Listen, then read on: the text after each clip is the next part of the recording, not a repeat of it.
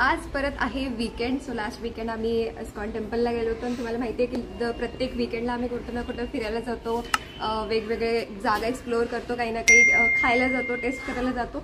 So या वीकेंडला आम्ही चाललोय कात्रजमध्ये जे झू आहे ते Rajiv Gandhi zoological park. So आम्ही झूला चाललोय, परत तुलसी आली आणि आम्ही परत आता बसनी चाललोय कात्रजला. तर या ब्लॉगमधून तुम्हाला zoo Rajiv Gandhi zoological park आहे कात्रजमधलं सगळ्यात फेमस, सो ते दाखवण्याचा प्रयत्न करते. So let's go and stay tune with me. And finally आम्ही निघालो आहोत कात्रज झूसाठी. ॲक्च्युली कात्रज बानेर बालेवाडी टू कात्रज हे डिस्टन्स थोडंसं जास्त आहे, 22 किलोमीटर्स आहे. म्हणून बाईकनी जाण्यापेक्षा बसनी जाणं आम्ही जास्त प्रेफर केलं. आम्ही निघालो आहोत आता. 1 पाऊण तास लागेल पोचायला कात्रजमध्ये आणि कात्रज स्टँडपासून काय ते वॉकिंग डिस्टन्सवर आहे. आणि मेन कात्रजपासून जर तुम्हाला किंवा आजूबाजूच्या एरियापासून जर तुम्हाला ट्रॅव्हलिंग बघायचं असेल तर सिटी बस आहेत, कॅब, ओला, ऑटो सगळे ट्रॅव्हलिंग फॅसिलिटीज आहेत. सो तुम्ही मॅपवरून किंवा सिटी बसमधून जाऊ शकता. सो नेहमीप्रमाणे आम्ही 40 रुपीजचा पास काढला आहे. सकाळचे 11 वाजलेत, सो रात्री 11पर्यंत हा पास चालेल. तर आता गेल्यानंतर बघूया आपण झू. हे आम्ही पोचलो कात्रजमध्ये. 40 मिनटं लागले आम्हाला बालेवाडी टू कात्रजमध्ये यायला आणि आम्ही आत्ता चाललो आहे झूमध्ये. आणि आम्ही पोचलो आहे इथे राजीव गांधी झूलॉजिकल पार्कमध्ये. आज संडे असल्यामुळे, सुट्टी असल्यामुळे इतकी भयानक खूप गर्दी होती, खूप भयानक गर्दी आहे. आणि इथे एंट्री पाससुद्धा आहेत. तर आम्ही लाईनमध्ये उभारणार आहे आणि पास काढल्यानंतर मग जाणार आतमध्ये. तर इथे बघू शकता तुम्ही किती मोठी लाईन आहे. तर 5 ते 10 मिनटं लागतील. सो ह्याचे जे एंट्री फीज आहेत ते जर चिल्ड्रन असतील, जर लहान मुलं असतील तर त्यांच्यासाठी 10 रुपीज आहे आणि जे अडल्ट्स आहेत त्यांच्यासाठी 40 रुपीज आहे. आणि तुमच्याकडे जर स्वतःचा कॅमेरा असेल तर त्यासाठी तुम्हाला एक्स्ट्रा 50 रुपीज त्या कॅमेऱ्याचे चार्जेस तुम्हाला द्यावे लागतात. सो फायनली आम्ही काढलेले आहेत तिकीट्स आणि आता आम्ही चाललो आहे आतमध्ये. सो हा आहे त्यांचा मेन एंट्रन्स. बघू शकता तुम्ही खूप भयानक गर्दी होती. हा मेन एंट्रन्स आहे. सो ह्याचा जो एरिया आहे तो टोटल हे जे झू आहे ते 130 एकर्स एरियामध्ये बनलेला आहे, तयार केलेला आहे. तर आता बघू आपण काय काय आहे ते.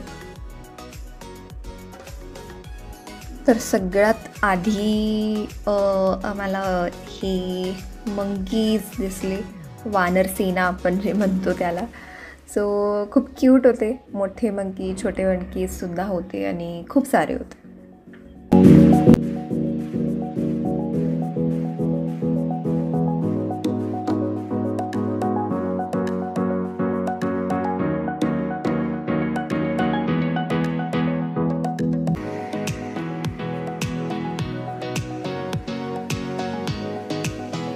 आणि आता आलो आहे आम्ही स्नेक पार्कमध्ये. सो हे जे झू आहे त्यामध्ये एक सेपरेट सेक्शन त्यांनी केलं आहे स्नेक पार्क म्हणून.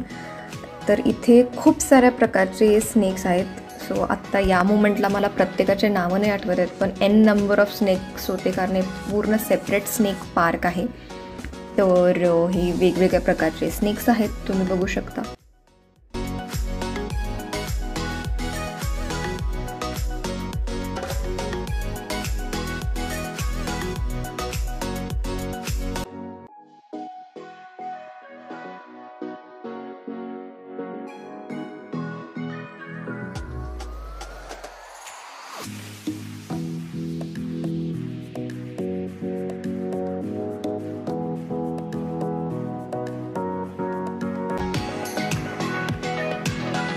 हे आहे टर्टल सेक्शन, कासव. सो हे खूप क्यूट असे होते आणि टर्टलसुद्धा खूप सारे आहेत. 3-4 प्रकारचे टर्टल्स आहेत. सो आम्ही प्रत्येक प्रकारचे जे टर्टल्स आहेत म्हणजे त्याचे पण असे प्रकार असतात. अंडर वॉटर टर्टल्स वेगळे, ऑन ग्राउंड जे राहतात ते वेगळे, जे नॉन व्हेजिटेरियन हे सुद्धा कॅटेगरीज होते त्यामध्ये.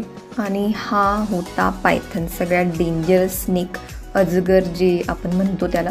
सो खूप मोठा होता हा आणि त्याची ही माहिती जी सगळी होती तेही प्रत्येकच स्नेकची माहिती किंवा प्रत्येक जे ॲनिमल होते, जे प्राणी होतं त्याची सगळी माहिती त्यांनी असं प्रत्येक सेक्शनला एका बोर्डवर लिहिलं होतं जी काही माहिती आहे ती. हा आहे मॉनिटर लिझर्ड. तर हे जास्त करून सगळ्यांनी खतरों के खिलाडीमध्ये बघितलं असेल, मॉनिटर लिझर्ड जे उचलायला वगैरे लावतात ते. सो ते आहे हे प्रत्यक्षात हे पहिल्यांदा बघतीये मी मॉनिटर लिझर्ड.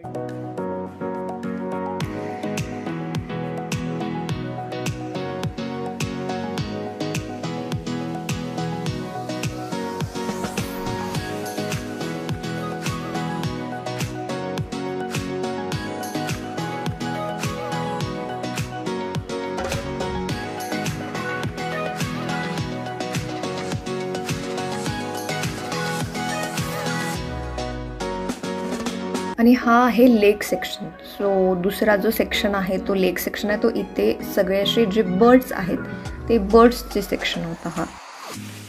तर आम्ही चाललो आहे आता थर्ड अँड लास्ट सेक्शनला. तर याचं जे झूचं टायमिंग आहे ते सकाळी 9:30 ते संध्याकाळी 5:30 वाजेपर्यंत आहे. आणि हे one of the most popular झूज इन इंडिया असं म्हटलं जातं. तर आणि इवन पुणेमध्ये जर तुम्ही गुगल केला किंवा शोधला की काय पॉप्युलर स्पॉट्स आहेत किंवा कुठे फिरायला जायचं, तर त्या लिस्टमध्ये तुम्हाला हे Katraj zoo, Rajiv Gandhi zoological park हे नक्कीच येतं. तर इथे तुम्हाला फिरण्यासाठी म्हणजे जे वयस्कर माणसं आहेत किंवा ज्यांना चालण्याचा प्रॉब्लेम आहे किंवा जे जास्त नाही चालू शकत त्यांच्यासाठी इलेक्ट्रिक कार राईडसुद्धा आहेत. त्याचे चार्जेस वेगळे आहेत.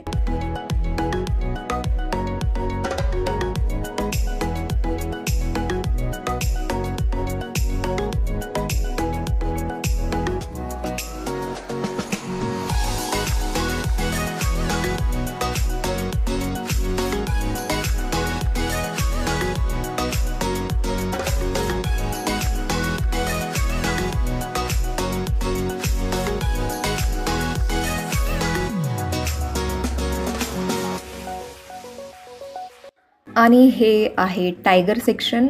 तर इथे 2 टायगर्स आहेत असं लिहिलं होतं तिथे, पण आम्हाला एकच टायगर दिसला. आय डोंट नो दुसरा कुठे होता किंवा त्यांचा एरिया थोडासा मोठा होता, सो आम्हाला दुसरा टायगर नाही दिसला.